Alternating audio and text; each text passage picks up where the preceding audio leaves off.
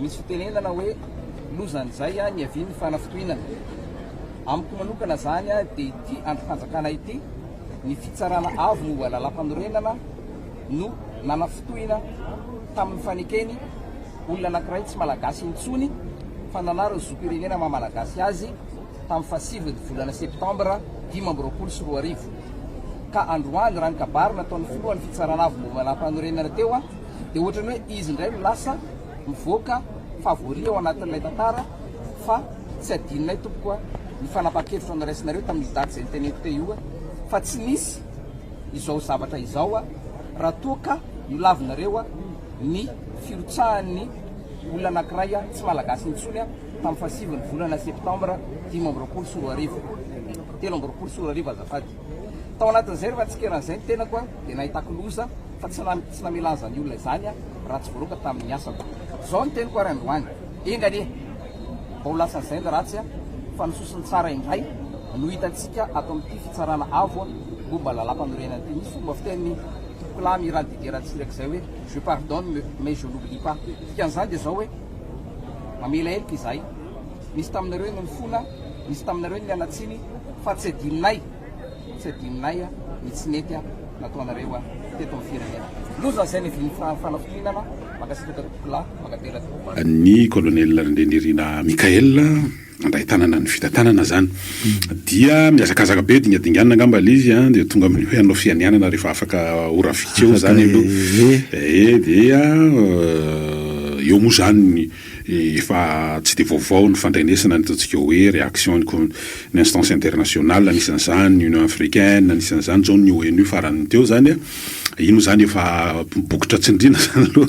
ny amin'ny fa ny zavatra tsy maintsy resahana aloha zany Constant Ravelson dia hoe rehefa mamaky satria mbola rafitra ara-dalàna ny ACC dia ara-dalàna le zavatra misy amin'izao fotoana zao zay tsy adikevitra anankiroa ny antony ingasy teny moa anatina resaka 10 minitra izy a intelo izy nisaiko tsara mihitsy intelo izy mamerimberina hoe za no naongana ny Rajoelina za no natonga azy nalana iza eo zay ny taratasiny zany fa ile ao amin'ny tafika dia nijoro amin'ny mahamanda faran'ny repoblika azy hoe rehefa mamono olona ny zay neverina fa mpitondra tamin'iny fotoana iny a le neverina hoe institution dia eo moa zany le sasany mamono olona mihitsy ny anaovany hoe miaro ny institution dia mba nijoro nisy nijoro ny tafika nijoro hoe manda ny vahoaka miaro ny repoblika zany hoe miaro ny fifampitondrany samy vahoaka eto zay zava-dehibe zay ny mahatonga an'izay zava-dehibe a miresaka an'le firenena mikavana sy ny firaisambe afrikanina ianao a mahatonga an'izay zava-dehibe dia zao ity aoka mihitsy a ho raikitra ao an-tsaintsika mpiaino ary ho ampitapitaitsika fa tolom-bahoaka ty fa hafa ny hoe akolafin-dranina manongana ny akolafin-dranina eo manko le Union africaine ohatra ny tara izy manao hoe tokony hifanatona iza ny hifanatona amin'iza le mpanjaka kely teo ve le niroahan'le tolom-bahoaka no hifanatona amin'le tolom-bahoaka raha te hifanatona izy a dia any anatin'ny diniky ny mpiray firenena indray any anatin'ny inona ty any anatin'ny fikonan-doha ny mpiray firenena izy no ny ekipany ano alefaso aloha ikon-dohany fa izy zany mbola mihevitra hoe namono ny olona teto lasa nitsoaka ny lefa miaraka tamin'ny harembe tsy hitanono dia hoe hifanatona sy ohatran'le nataony tao ananina nge zany ohatran'le nataony tao mahavoloha zany no hoe ho averiny eto amin'ny firenentsika asa raha manaiky an'izany le tolom-bahoaka aloha ny zavatra mba anaovana fampatsahivana kely fotsiny ko ngamba satria mbola lava moa no itafatsika eto dia jery fotsiny miohatra amin'ireo ataontsika hoe fanambarana io moa zany ohatra ny hoe efa misy lasitra ao dia tsindrina mibokotra dia mivoaka daholo ny karazana fa ny zavatra tsy maintsy ampatsahivana ngamba raha Constant Revelson dia hoe raha ny andrainy andraikiny reo ataontsika hoe instance africaine tsy zany ao anatin'ileo principe de subsidiarité ny SADC ny Union africaine atao anatin'le hoe nisy feu de route izay mamatotra azy ireo tamin'ny voana tamin'ny crise 2024 ny i feu de route na nytondro zotsy hoe dia tafiditra ho isan'ny lalàna manan-kery eto amin'ny tamin'ny républicaine Madagasikara nanao sonian'izany reo ataontsika hoe vondrom-paritra sy eo anivon'ireo fianakaviam-be africaine amin'ny ho antoka ivoahana atao anatin'ny crise zany rehefa tonga le fitondrana izay nitarihany Andry Rajoelina dia tsy nanatanteraka mbola namafa ny sasany tao anatin'ireny ary nanao fampatsahivana reo ataontsika hoe ny mpanohitra ivelan'ny fitondrana ny amin'ny ampiarana ny voalazan'ny tondrozotra raha natao zay ngamba ny Constant Revelson mety mba voasorosoroka ihany fa io moa zany efa tantara vita iny efa tsy antsontsika zao fa efa pejy vaovao fa fampatsahivana fotsiny iny adin'izy mpifanandrina foana teto mandritry ny 14 taona akory ny efa tsy zay tsony zao na ry zareo reo ara le milaza ho sangan'ny mpanohatra dia manonona mihitsy hoe tsy mpanohatra tsony azy ao manonona an'izay manamarina ny resakitsika teto foana zany zay hoe fanovana zao dia amin'ny hery mpanovy ianao sa manohatra n'le fanovana dia le manohatra amin'ny fanovana zao tia mitetika ny hoe alao mifampidinika ity zay inga Macron moa zany ny manantena an'izany izy manosika an'izay ao fa efa voatonona nyty le atao amin'ny fitondrana anaty navoakany amin'ny teny frantsay mihitsy amin'ny anaran'le komity moa zany sa conseil andrareo le hoe refondation amin'ny teny frantsay asa moa izay nilazana azy amin'ny teny gasy fa refondation lamody teto zany tatao anatin'ny efa taona vitsivitsy efa taona vitsivitsy maromaro refondation zany hoe fanorenana hatramin'ny fotony ny fifampitondrantsika malagasy eto ny firenena malagasy eto Madagasikara refondation tsika zao ka zay mihitsy ny satria na ny anarana nampitondrana ny io zany dia zay mihitsy le mikasika ny hoe refondation de la République de Madagascar. Refondation de la République de Madagascar. Satria ny fanontaniana mipetraka matsy mba tsara fampisarana amin'ny olona ihany ao anatin'izy nga manompianao antsika Constant Revelson satria misy hoe dia ahoana moa zany ka ao anatin'io lalam-panorenana io hoe io ACC ohatra zao hoe dia ahafahana manangana an'izy satria mila mampatsiahany tantara fotsiny koa ngamba raha ohatra tsy voatery hoe anao fampitahana fa zavatra efa niaina zany satria raha ny zavatra nisy tamin'ny hoe nivadiana amin'ny république fahatelo anie république faharoa dia teo ny anteny mera-pirenena nisy le convention de 31 octobre dia ataontsika hoe nalefa teo anivon'ny anteny mera-pirenena dia zay nonosana tao anatin'ny république fahatelo zany hoe azo atao tsara ny miainga amin'io makany amin'ny fanovan-drafitra zay resana fanaovana le fanorenana any république Madagasikara vaovao ndray eo amin'ny manisy tsindrom-peo mihitsy convention manko le resaky nga teo zany hoe ity tenerana ifampitondranintsika eto amin'ny firenentsika ity le ty tenerana anorenantsika azy ity engane ary irina ary itsika rehetra dia ngambany ny mety indrindra dia ny miasa ao amin'izany engane ka tena hanokana lalana sy fandaminana hanatanterahana fikonan-doha-pirenena hivoahany zay tenerana piray-pirenena zay ty fitondrana refondation ty raha maly moa zany zao ny filohan'ny ty fitantanana ankehitriny ty zany dia mbola nanipiteny ao anatin'izay le hoe mbola ny FFKM aloha zany raha zavatra voalaza hatramin'ny maly ny FFKM no mbola manohy an'izay asa izay fanomanana raha mifahazoko an'ilay zany mba hirosoana manatanteraka an'ilay fikonan-doha-pirenena izay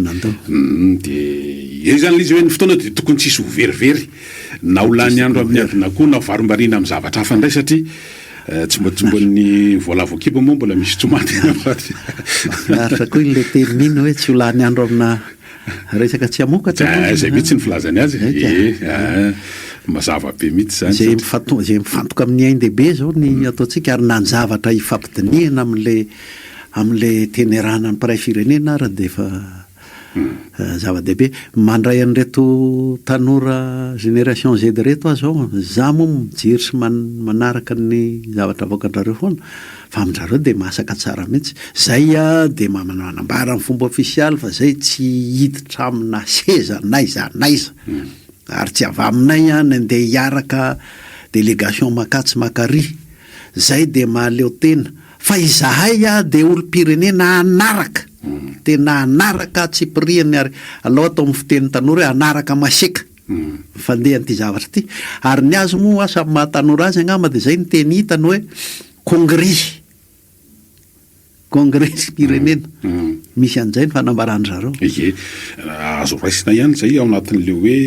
dia ijoro zareo arifanina zany citoyen zany arifanina hoe raha misy hitady birika tsy any amin'ilay lalan'ny tolona zay ho any amin'ilay ataontsika hoe fanorenana fondation dia ijoro hatrany zany izy ireo zava-dehibe zay zava-dehibe zay lafin-zavatra zay ary eo mihitsy ilay izy satria ny fotoana rehetra raha nambara teo dia tsisy tokony ho very tsisy tokony ho very mihitsy ary nisatsehatra dia efa tokony miomana ao anatin'izany rehetrarehetra zany inona no heveriny fandraisantsika teto ihany mikasika ny fanabeazana satria amin'izao moa zany mahita ilay raha matoa zay ministry ny fanabeazam-pirenena teo izy ihany koa moa zany dia ataontsika hoe mpahilalana sady dokotera dia mba mahita amin'ny fomba fijery amina masony izy zany ary milaza magnatratria fa tsy afaka tampenana vava zay koa moa zany nisy natazoletsika hoe vokatra azo tao anatin'izao rehetra zao nge hoe mahalalaka ny tokony halalaka ny fanehoan-kevitra ary ny hevitry ny maro matakadavitra fa amin'ny lafiny anankiray ohatra ny mampatsiaha ny zavatra maro ny aina tao amin'ny tontolon'ny fanabeazana sy ny zavatra nisy natria ny fotoana tantanany teo nge hoe ohatra ny manadiro anga zany manao rinasa tsitsarona le zavatra nisy teo amin'ny tontolon'ny fanabeazana reny ange tompona sekoly privé ngeza be dia ajany koa zay resaka zay dia toy zany ihany koa moa ilay anankiray izay isainy ataontsika hoe tao anatiny mba miezaka foana reny zavatra reny raha ny ataontsika hoe mety afaka makina azy aloha zara ary reny misy tondreny hoe rano tondraka dia misy amiritana pataloha hoe ino fa mialany mba ho hita eo zany dia ny vo manomboka mba ahafahana miomana hoe ohatrohatro zao zany no fiomanana sy atrehana zany ohatra azy ange dia efa mamaky efa amoana moa zany efa manaitra ny resaka mikasika n'le sehatra ny tantaniny inge zany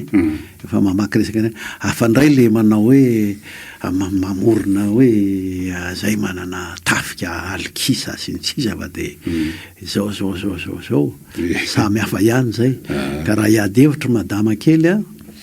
dia tairoko ny namany anisan'ny olo-pirenena nge ny any amin'ny tanàna rehetrarehetra any misy mapara any misy inona any anisan'ny olo-pirenena aloha miditra amin'ny fikaonandon'ny mpiray firenena sady fahitako azy koa ngambany hoe raha reny ataontsika hoe tranganisy teo anivony anteny miram-pirenena reny dia tokony ahafahany mba misitona ihany hoe reo nalaza mihitsy moa le hira tao anatin'ny hémicycle atao amin'ny assemblée nationale le hoe afaka nigadrako tsy haiko hoe ahoana ny fomba nandraisan'izy ireo an'ilay ireo le ataontsika hoe reo lay solobavim-bahoaka atao anatin'le hoe hirmary anisan'ny niventy tao anatin'izany hiry zany ka zay ny ataoko hoe mety mahafatra miampitany amin'ireo zay atao anatin'ny fitantanana ny firenena teo aloha ihany hoe ahoana ny amakiny azany hitako sady karazana fifonana amin'ny vahoaka koa moa reny amin'ny lafiny anankiray ny dingana misy atsika io zany zao zay le hoe alatsiny zany le hoe amafisina moa zany le hoe kapitalizena ny aki satria ny dingana misy atsika treto zany aloha zany dia hoe naomby ny fihevitra malagasy aloha zany satria tao anatin'ny fivoahana tao dia tsy nisy ny tsabahan'ny vahiny aloha fa ny malagasy natsapa hoe misy fireneny eto ary fifandrafinjavatra ihany ve sa tena zay satria daty nanatantara teo amin'ny tantaran'ny Madagasikara ny hoe efatra amby folo Resakintsika toana iny efatra amby folo oktobra ny amin'ny repoblika mahatsiaro ny Ramatoa Eliana Bezaza azo izy dia nanao fitenenana manokana mihitsy momba n'iny 14 oktobra iny resakintsika teto foana iny Vaperaba aloha hoe ho raiketin'ny tantara mihitsy ary tsy toraraka tan'izay zay lafinjavatra zay satria mbola ny fandovana tao anatin'izay ataontsika repoblika firifiry zay ny atao hoe maharepoblikan'ny Madagasikara mbola tafiditra ao anatin'izany ty nidingana misy atsika amin'izao fotoan'izao ary tokony ahoana moa zany tena ohatrany tsy tonga ao anatin'ny mihitsy inge le voambolana hoe capitalisena zay zay hoe mila amafisina nga zany satria fa mba vokatra tsara zany raha fahitako azy ary hitako sahirana ihany nge na ny ataontsika hoe fianakaviam-ba resam-pirenena manoloana le tranga misy satria iny moa hoe fa systématique le motrany hoe suspendu sy ny etsetraetsetra fa hitako hoe suspendu fa izy mandeha foana amin'le hoe misy akolafiny andaniny sy akilany ao ampifanatona tsy zany mihitsy le velam-panorona eto amintsika fa tolom-bahoakany eto ka zay indrindra dia misy mpitondra ny roahany vahoaka dia izy arany sa hoe kolonely nasainy fanatrika amin'ny Andrenjo Ely Manjaka ampovoan'ny tany voalohany dia eo zany tsika io eo tsika io zany zao ny tsara mafisina angamba ny Constant Revelson le hoe alohantsika hifantoka ato anatin'ity fanorenany ity marina fa ny moa resahana ihany hoe tena hifonana aloha amin'le fampiasana le voambolana fa ny capacité de nuisance